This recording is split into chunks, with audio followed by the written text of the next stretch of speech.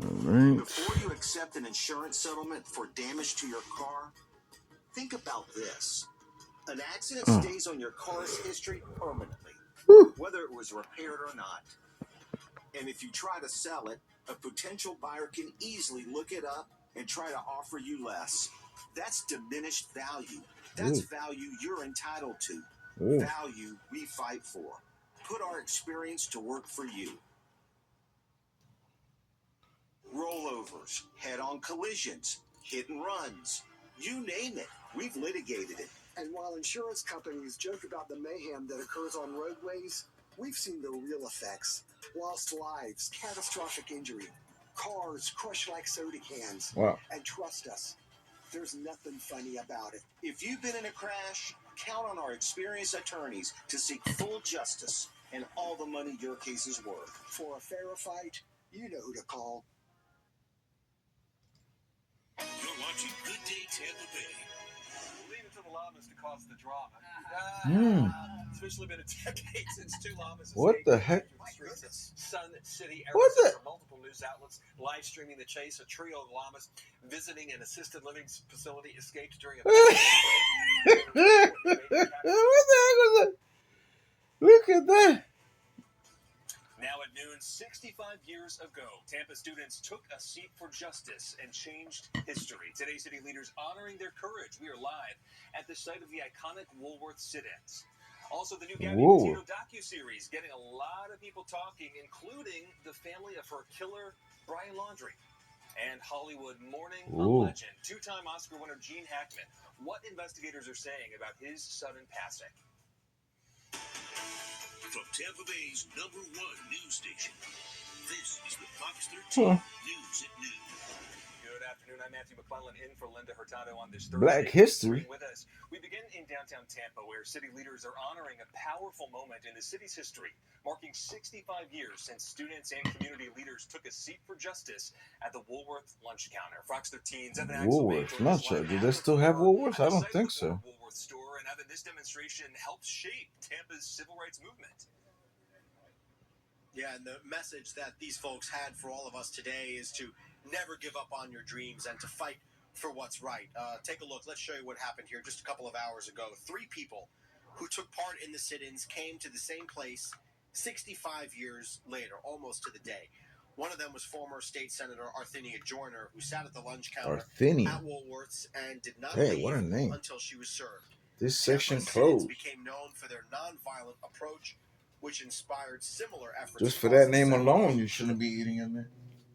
Or you know, it takes you back to the time when you were young and fearless and you wanted to conquer the world. And this was an opportunity for us to stand up and demand the respect and dignity accorded to every other American citizen. We just, it was time to do something. We wasn't the only one doing it here in Tampa. We were doing it around the South at the time. And I was glad I was able to get out and do something. The sit-ins are the inspiration for a play called When the Righteous Triumph by Tampa playwright Mark Lieb. That will run from March 6th to March 9th and also from March 15th to March 16th at the Strass Center. A documentary crew is also here on hand. They're also going to be making a documentary on this to make sure that nobody ever forgets what happened here. Matt. Yeah, may we not forget their sacrifice, their courage, their contributions to equality. Evan Axelbank, thank you. If you'd like to learn more about the civil rights movement in Tampa, you can watch Tampa's Path to Equality on the Fox Local app. You'll find it under special presentations. And we're waiting, meanwhile, on a verdict in the trial for a Tampa father who's accused of shooting his children while they slept. The jury began deliberating this morning. They'll decide if Jermaine Bass is innocent or guilty of murder and attempted murder. All this week, jurors heard witness testimony and saw evidence from the shooting that happened in 2022. Hillsborough deputies say Bass shot and killed his 5-year-old daughter and shot his 8-year-old son in the head moments after their mom put them to bed. His son survived. Bass told investigators the gun went off while he was trying to unload the magazine, and a detective testified saying it appeared 5 shots were fired. What the? He said nothing happened upstairs. That happened upstairs when he knew that his daughter was on that top bunk. You heard not one piece of evidence of where that gun was prior to the shooting of the children. You heard nothing. We do not know. Throughout the trial, the defense questioning evidence from the scene and detectives who investigated the shooting.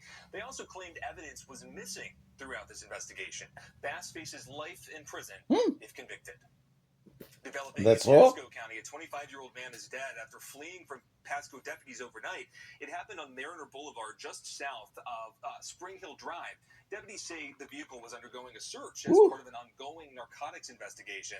Authorities say the man was not being actively pursued by deputies on the road, but was being monitored by aviation units. While fleeing from deputies, the driver was speeding, changing lanes when he hit another car, then crashed into a concrete wall. That was The like suspect was Goodfellas. ejected from his vehicle and later died.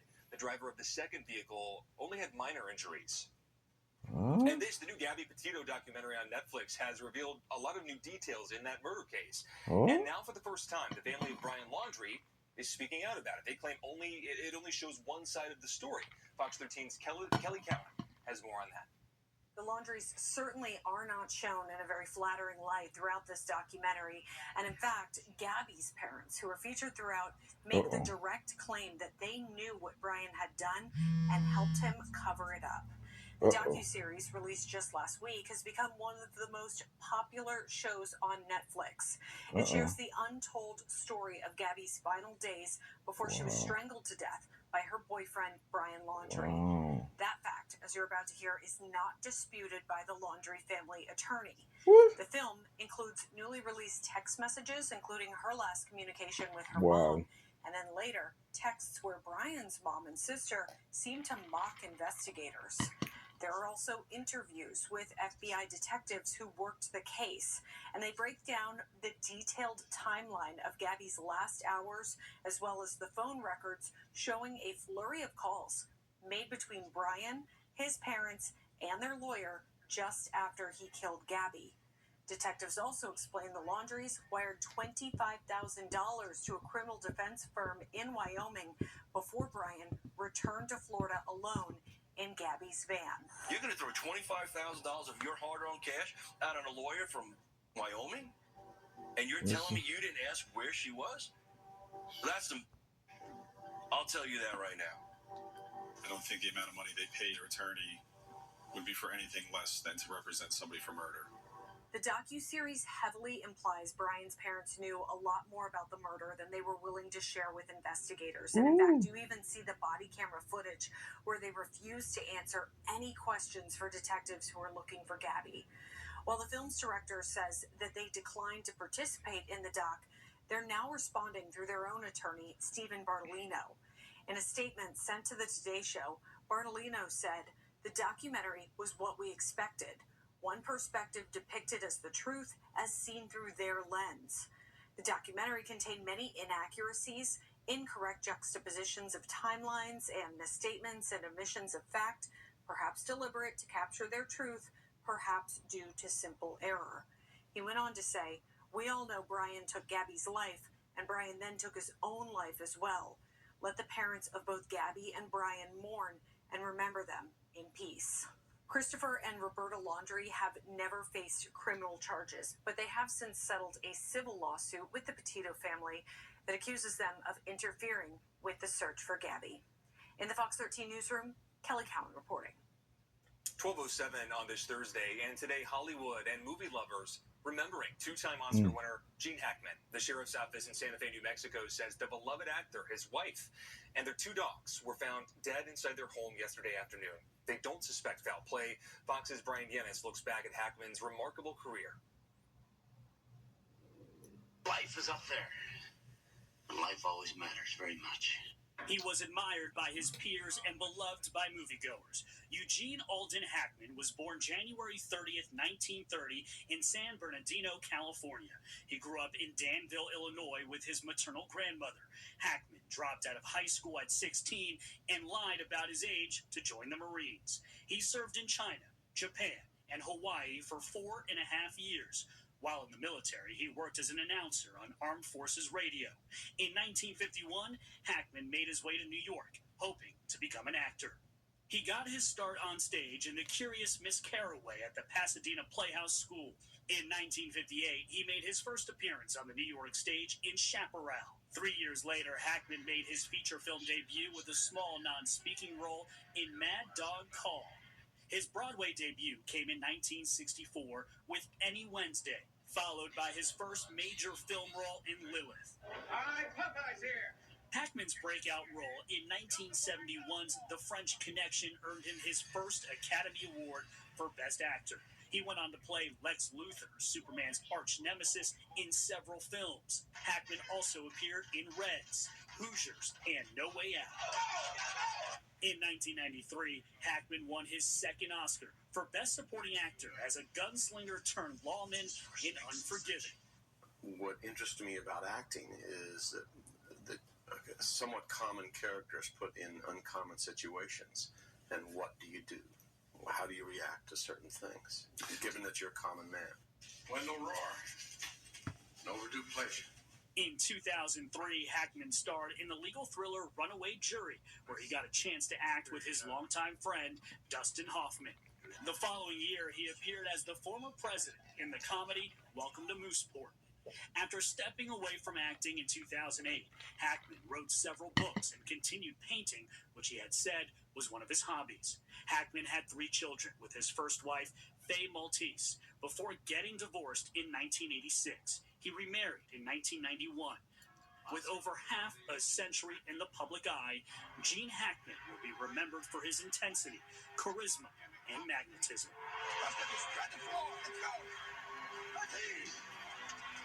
Brian Yennis, Fox News. Hackman's wife, 63-year-old Betsy Arakawa, was a classically trained pianist. According to investigators, determining their final cause of death could take anywhere from 4 to 6 weeks. Up ahead on the news at noon, Tampa International Airport bracing for record-breaking crowds this spring break.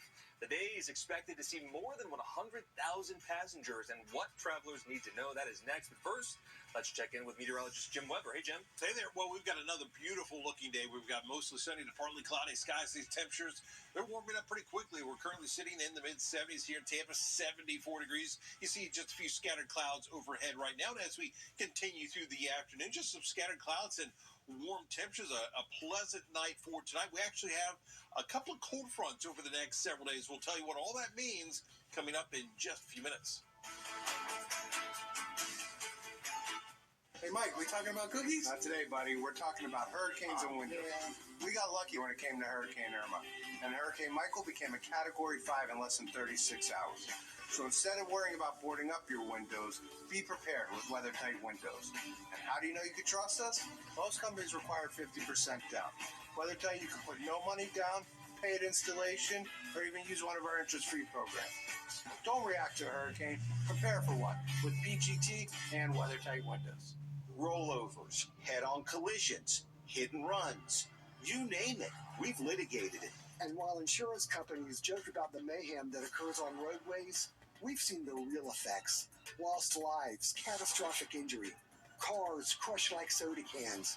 And trust us, there's nothing funny about it. If you've been in a crash, count on our experienced attorneys to seek full justice and all the money your case is worth. For a fairer fight, you know who to call. Before you accept an insurance settlement for damage to your car, think about this.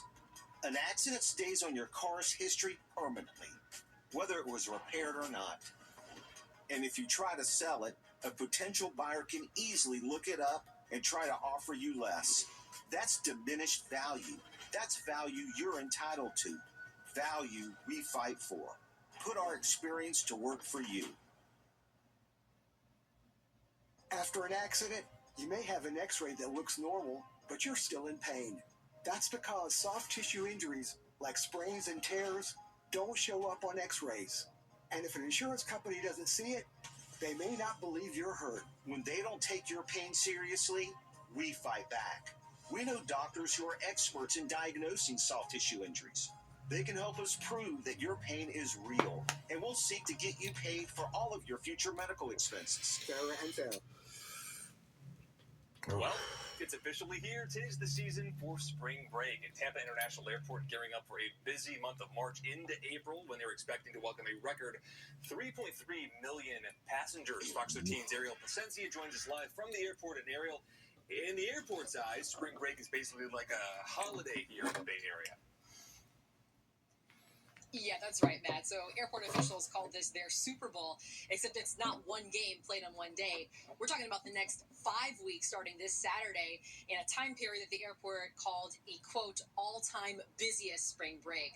So let's talk through some numbers this afternoon. TPA is gearing up to see an average 90,000 passengers coming through here each and every day. And officials add that there's also the possibility the airport will have multiple days where over 100,000 passengers will come through in a single day for the first time in TPA history.